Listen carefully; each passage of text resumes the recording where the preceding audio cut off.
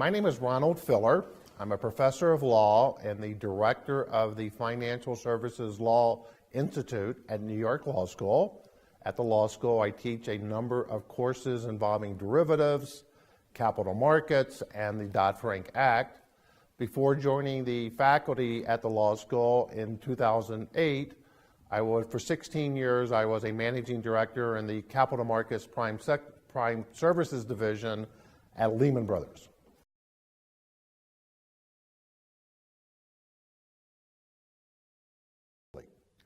While our Congress and our laws are really designed to regulate firms doing business in the United States, to persons who live or who are residents of the United States, Dodd Frank has been unique in that it has reached out beyond our borders and have regulated or appeared to will be regulating firms located outside the U.S.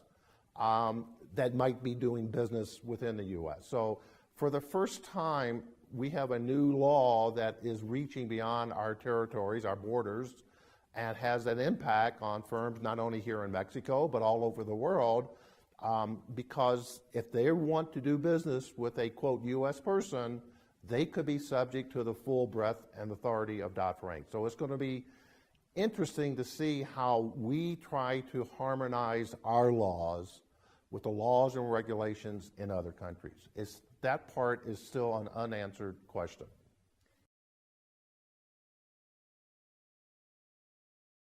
So you have to look back to the 2008 crisis. Shortly after the crisis took place, regulators from around the world got together in what we call the G20 summit that took place in September of 2008. And they had a further meeting in November of 2008, both times taking place in the United States. But government regulators from around the world were there, and they all basically, at those two meetings, decided that we need to have reforms dealing with swaps, regulation of swaps.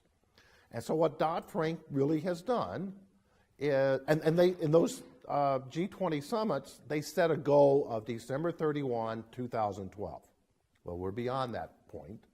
So the CFTC has been more aggressive in trying to regulate or comply with this G20 summit mandate.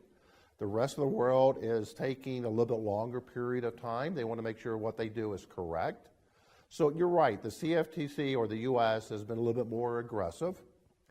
What is interesting is that our laws, as I mentioned earlier, are now being subject to or applied to firms located outside the US if they do business within the US.